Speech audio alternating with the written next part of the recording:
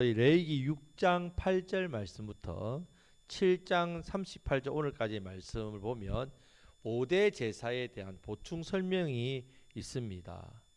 제사의 규례에 대한 부분이라고 말씀드렸습니다. 5대 제사를 앞에서 말씀드렸잖아요. 번제, 소제, 화목제, 속제제, 속건제, 이렇게 5가지 제사에 대한 보충 설명. 첫 번째는 6장 8절부터 13절에는 번제를 드리는 제사장의 규례, 6장 14절에서 23절은 소제를 드리는 제사장의 규례, 24절부터 30장은 속제제를 드리는 제사장의 규례, 7장 1절부터 10절 우리 지난주에 보았죠. 속건제를 드리는 제사장의 규례. 마지막 오늘 본문 11절부터 21절은 화목제를 드리는 제사장의 규례. 마지막 6번째는 7장 22절부터 38절 말씀은 5대 제사를 드리면서 제사를 집례하는 제사장에게 주의할 점이 나옵니다. 자, 이렇게 해서 오늘 본문까지 6장 8절부터 7장 38절까지 이렇게 구성이 되어 있습니다. 자, 번제, 소제, 속제제, 속건제에서 오늘은 화목제, 그리고 마지막 제사장이 주의할 부분을 살펴보겠습니다. 자, 화목제물을 드리는 제사장의 규례가 나옵니다. 11절 12절 말씀을 다 같이 읽겠습니다. 여호와께 드릴 화목제물의 규례는 이러하니라. 만일 그것을 감사함으로 드리려면 기름 섞은 무교병과 기름 바른 무교전병과 고운 가루에 기름을 섞어 구운 과자를 그 감사 제물과 함께 드리고 있습니다. 자, 첫 번째 감사함으로 드리려고 하면 기름 섞은 무교병, 떡이죠. 기름을 섞은. 또 기름 바른 무교전병, 구운 거죠. 고운 가루에 기름 섞어 구운 과자. 자, 이것을 감사 제물, 소양 염소하고 같이 드리라 했습니다. 자, 화목제는 그 제사 성격상 3가지 종류가 있습니다. 감사할 때 화목, 주님 감사합니다. 우리 지금 드릴 감사 예물, 감사 예물 그에 해당합니다. 그리고 서원, 내가 서원할 때, 자원할 때, 하나님 이것을 자원합니다. 내가 이렇게 하나님 저를 드리겠습니다. 서원할 때, 이렇게 살겠습니다. 할 때 또 그렇게 합니다. 자, 그리고 또 낙헌제를 합니다. 낙헌제, 그러니까 뭔가를 위임식이나 무슨 이런 무슨 식순 이런 것들 할 때 이렇게 화목제를 드립니다. 3가지 종류. 자, 이 3가지 종류 중에 오늘 읽었던 11절 12절 말씀 경우에는 감사입니다. 감사. 자, 감사함으로 드리려면 감사제에 해당하는 제사입니다. 자, 감사제는 드린 사람이 하나님께서 내게 베풀으신 그 은혜를, 그 축복을 감사해서 드리는 제사입니다. 자, 13절 14절 말씀을 다 같이 읽겠습니다. 또 유교병을 화목제의 감사 제물과 함께 그 예물로 드리되 그 전체의 예물 중에서 하나씩 여호와께 거제로 드리고 그것을 화목제의 피를 뿌린 제사장들에게 돌릴지니라. 아멘. 자, 두 번째는 유교병을 화목제의 감사 제물과 함께 예물로 드렸습니다. 이 예물 중에서 하나씩 여호와께 거제로 드려요. 거제로. 자, 하나씩 거제로 드려. 거제는 뭡니까? 거제는 제사 방법이랬죠. 자, 5대 제사, 또 제사 방법 4가지 있댔죠. 거제는 어떻게 합니까? 하나님께 드렸다가 다시 어떻게 합니까? 내 쪽으로 취하는 겁니다. 하나님께 드리고 다시 내가 받는 것.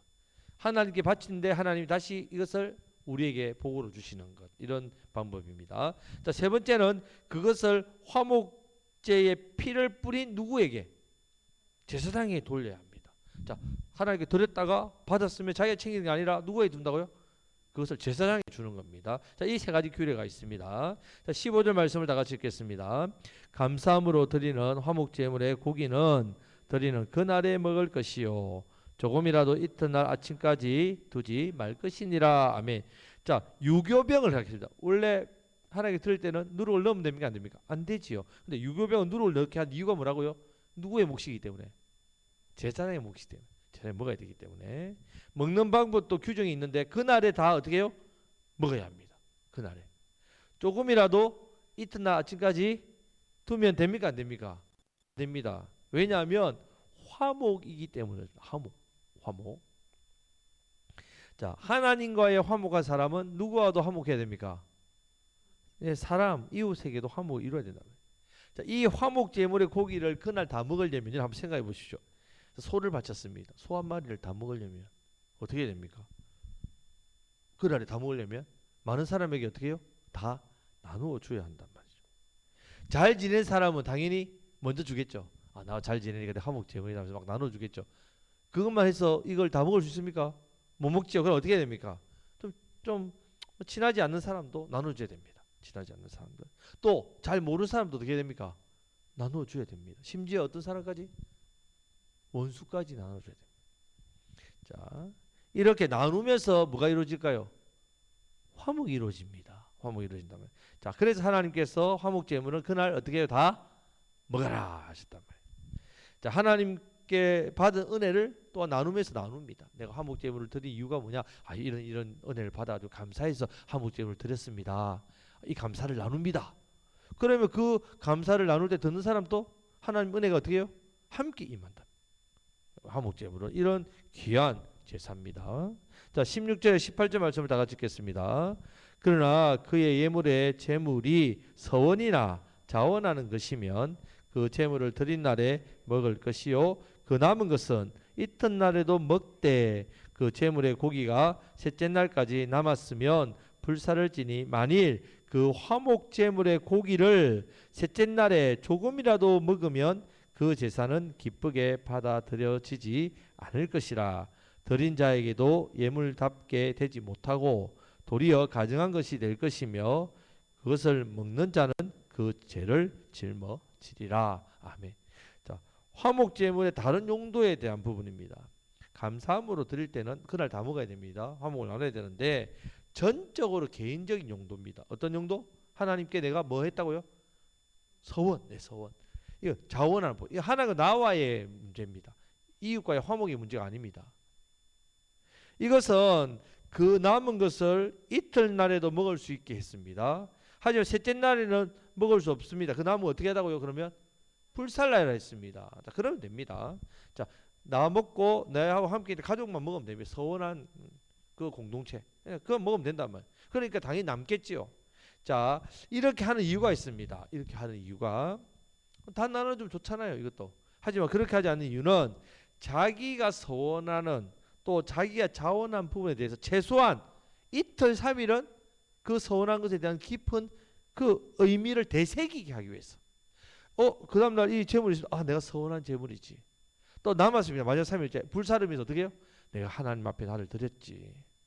자, 보통 사람들이 서운했다가 하루 지나면 어떻게 합니까? 마음이 후회되죠. 내가 괜히 서운을 해가지고 여기까지만 할 걸. 작정도 여기까지만 할 걸. 하루 지나 보니까 내가 너무 과하게 했네. 자원하는 마음이 삭살을 해버린단 말이에요. 마음이 후회가 되기 때문에 그런 사람들, 그런 죄성 때문에 하나님께서 그렇게 하지 못하도록 어떻게 했다고요? 이 제물은 3일 동안 가도록 했다는 말이에요. 우리도 하나님 앞에 서운하고 결심하면 어떻습니까? 잘 잊어버리죠. 그럴 때마다 하나님께서 이런 말씀을 줍니다. 말씀을 주면 깨닫게 된다. 내가 서운한 걸 자꾸 깨닫게 주신단 말이에요. 이게 하나의 은혜입니다. 자, 19절부터 21절 말씀을 다 같이 읽겠습니다.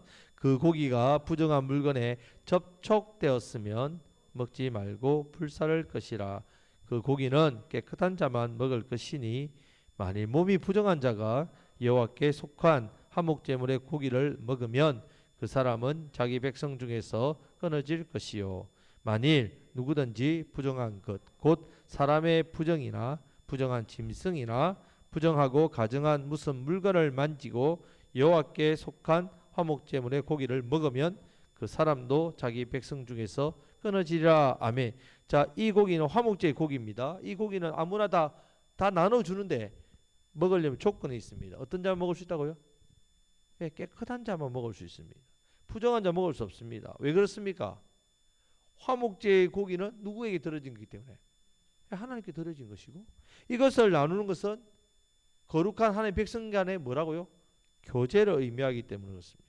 성도의 교제는 거듭난 성도의 교제입니다.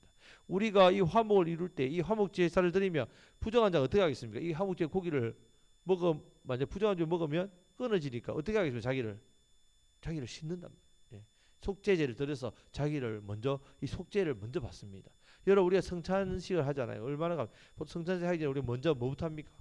물론 회개했지만 또 자신을 돌아봅니다. 주님의 떡을 받기 전에 어떻게 합니까? 우리의 자신을 돌아보고 회개하지 않습니까? 그래서 성찬식을 하는 게 복이란 말이죠. 왜? 성찬하기 전에 내 자신을 먼저 뭐 한다고요? 세수의 보혈로 정결케 하니까. 이 화목제물의 은혜입니다. 누가 화목제물을 제사를 드린다 하면 그냥 갑자기 화목제물 제사를 드리면 일 안 합니다. 미리 알려지죠. 알려집니다. 그럼 사람들이 다 모여듭니다. 그럼 어떻게 합니까? 이 화목제의 은혜를 누리려면 먼저 자기를 어떻게 해요? 깨끗하게 한단 말이에요. 연애입니다. 여러분 우리가 예배 자리에 나오는 게 왜 복됩니까? 예배 자리에 나오면 어떻습니까? 먼저 우리 자신을 돌아보죠. 예, 돌아보고 회개한단 말입니다.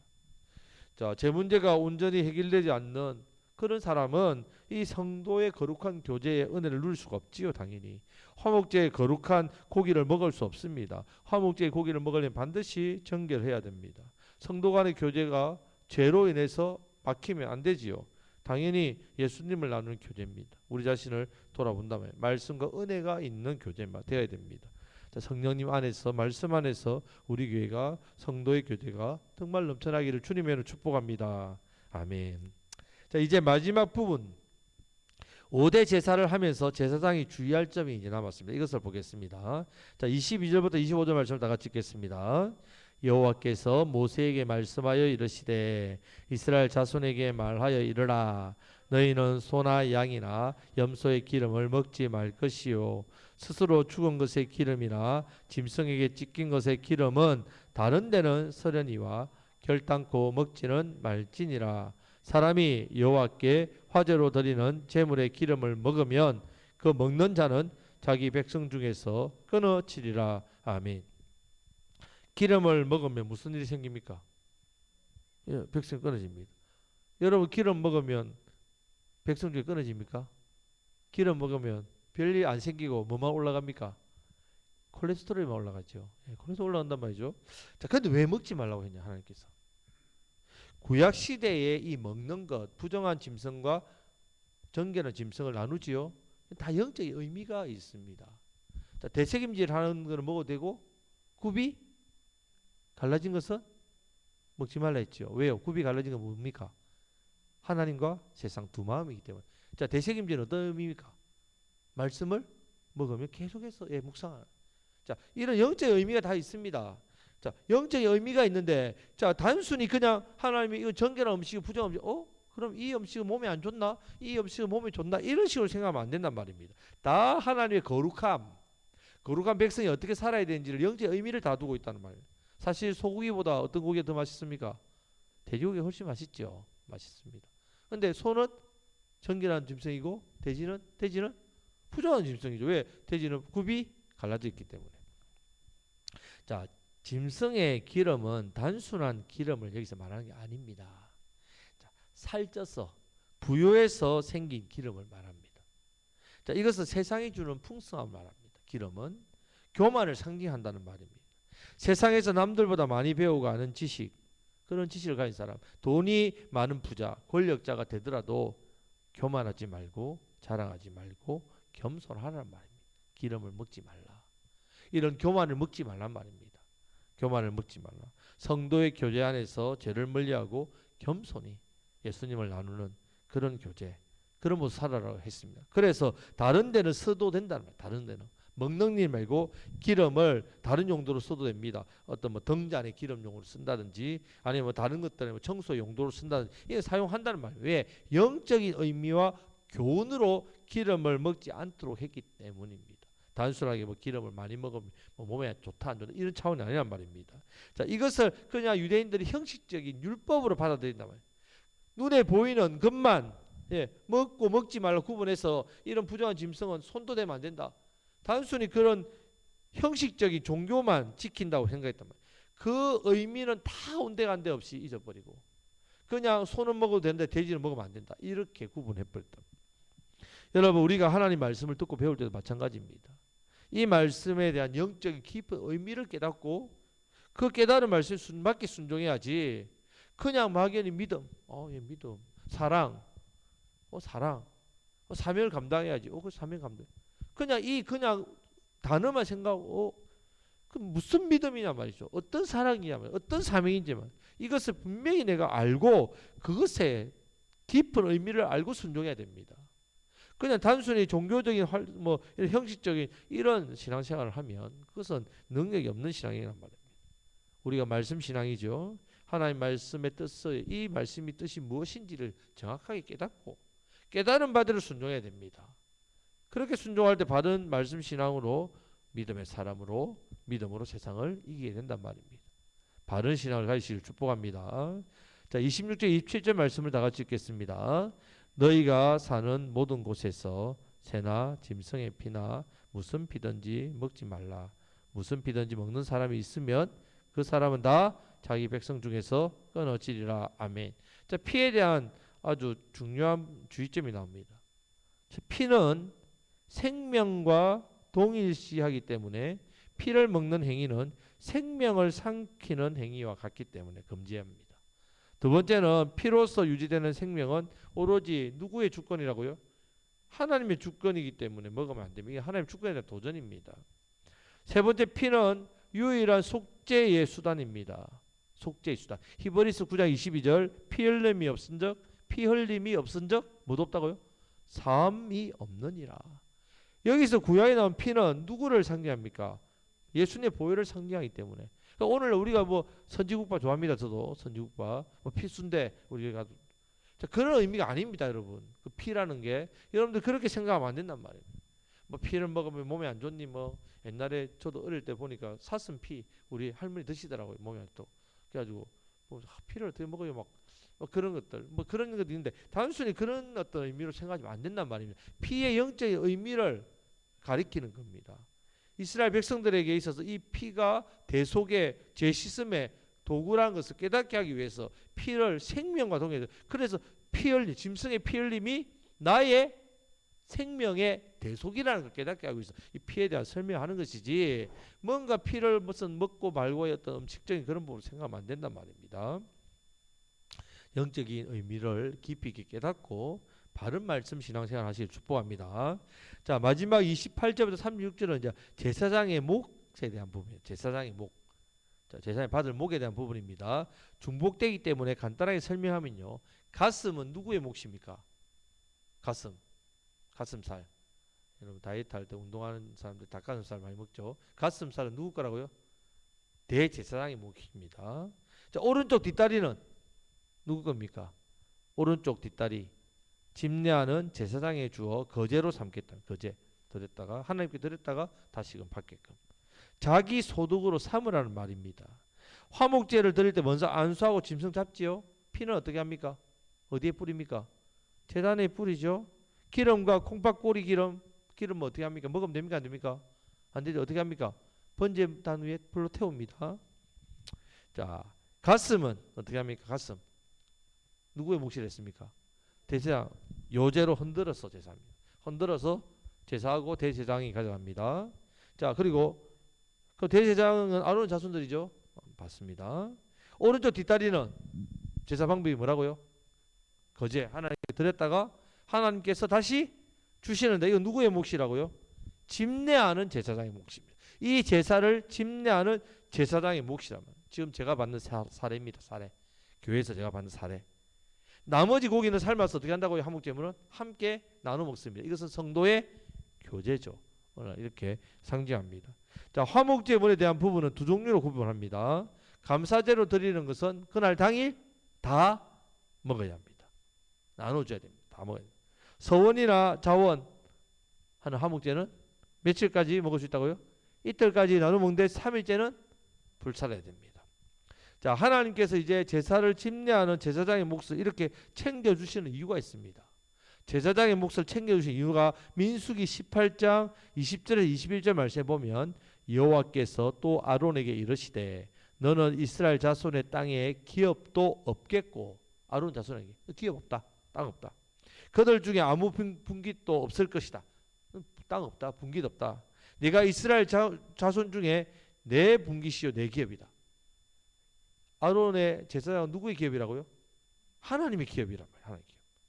내가 이스라엘의 11조를 네 자손에게 기업으로 다 주어서 그들이 하는 일 곧 회막에서 하는 일을 감나니 이스라엘 백성들이 뭘로요? 11조로 레위 자손들이 기업이 된다고 그렇게 말씀합니다. 하나님께서 왜 이렇게 챙겨주시겠습니까? 백성들이 제사함을 받고 누리는 그 은혜를 누리는 이 제사가 너무너무 중요하기 때문에 그렇습니다. 하나님께서 가장 기뻐하시고 받으시는 이 예배 일이 너무너무 중요하기 때문에 그렇습니다. 오늘날 대형 교회의 목회자들 보면요, 너무 사례를 많이 받습니다. 대형 교회 목회자들이 얼마나 많은 사례를 받는지 모릅니다. 정말 부유합니다. 부유한 삶을 사는 것 문제입니다. 예, 문제 맞습니다. 대형 교회 목사들이 사례를 기본 보통 받는 자기 생활보다 훨씬 더 많이 받는 것 정말 문제입니다. 하지만 옛날 생각으로 목회자는 무조건 가난해야 된다. 청빈 그게 청빈이라는 어떤 유교적인 사상. 선비는 청빈해야 된다. 뭐 이런 어떤 사상처럼 목회자는 무조건 가난해야 된다는 것도 문제입니다. 자, 목회자는 예배에 수동되는 일과 말씀을 바르게 잘 가르치고 전하는 이 목회자가 되어야 돼요. 말씀대로 교회를 잘 이끌어 나가는 목회자가 되어야 됩니다. 자, 또 목회자도 나누는 삶을 할 수 있도록 해야 됩니다. 목회자도 그냥 무조건 받아가지고 겨우겨우 내 입에 풀칠할 정도만 살면 그러면 성도의 교조가 있겠습니까? 목회자도 나누고 섬기는 일에 그렇게 할 수 있도록 교회가 최선을 다해서 사례를 들어야 합니다. 목회자 사례에 대해서 인색한 교회는요, 하나님께서도 그 교회에 대해서 인색하십니다. 하나님께서도 그 교회에 복을 안 주신단 말이에요. 그걸 기억해야 됩니다. 목회자인 저도 마찬가지입니다. 교회 혹시 재정이나 형편이 어려워지면요, 가난하게 살겠죠. 자, 그렇게 가난하더라도 저는 사명에 집중해야 된단 말이에요. 가난하게 되는 것도 하나님의 뜻이기 때문에 그 사명에 집중하면 하나님께서 또 그 사명에 맞게 교회를 어떻게 해요? 또 성장시켜 주시고 은혜를 주신단 말이에요. 그러면 또 성장하면 또 목회자 제 사례가 오르겠죠. 제 사례가 넉넉하게 받겠죠. 그러면 넉넉해지면 제가 막 누려가지고 교만해지지 않도록 또 넘어지지 않도록 교회와 함께 받은 이 은혜를 전도하고 선교하고 구제하고 나누는 일에 힘쓸 수 있도록 그렇게 되면 그 교회는 정말 아름다운 교회가 됩니다. 월급을 얼마를 주니 이런 개념이 아니라 오늘 구약에서 하나님께서 제사장 몫을 챙겨 주실 때에 이스라엘이 예배를 통해서 은혜를 받으면 어떻게 됩니까? 더 은혜의 자리에서 하나님의 예물을 드리면 이 예물이 또 제사장에게 또 가죠. 그럼 제사장은 또 이 예물을 통해서 또 열심히 또 주님을 섬기며 서로 아름다운 상호작용을 통해서 이 공동체 교회가 바로 어떻게 해요? 세워진다는 말입니다. 이것이 아름다운 교회의 모습입니다. 우리가 함께 정말 아름다운 교회 공동체를 만들고 함께 이 지역의 영혼들을 살리고 섬기는 이 복된 사명을 감당하기 위해서는 이렇게 서로 목회자는 목회자로서의 그 사명을 잘 감당하고 성도는 또 성도가 하나님 앞에 드려야 될 것을 또 분명하게 바르게 드리고 또 이 드린 것을 인해서 목회자가 또 가난하다면 그 가난한 속에서도 낙심치 말고 주신 사명을 잘 또 감당하고 부유해진다면 그 부유함에 빠져가지고 교만하고 그 세상에 기름진 것 세상의 것들 기름을 먹지 말라 했는데 그렇게 먹는 그런 죄를 범하지 말고 함께 교회를 섬기고 함께 영혼을 섬기고 구제하고 선교하고 또한 나누는 일에 목회자들도 함께 힘써야 된다는 말입니다. 이런 모습을 통해서 영혼을 살리는 복된 사명 우리 곡성교회가 더 잘 감당하는 이 은혜를 함께 누리시기를 주님의 이름으로 축복합니다. 아멘. 이제 말씀부터 기도하겠습니다.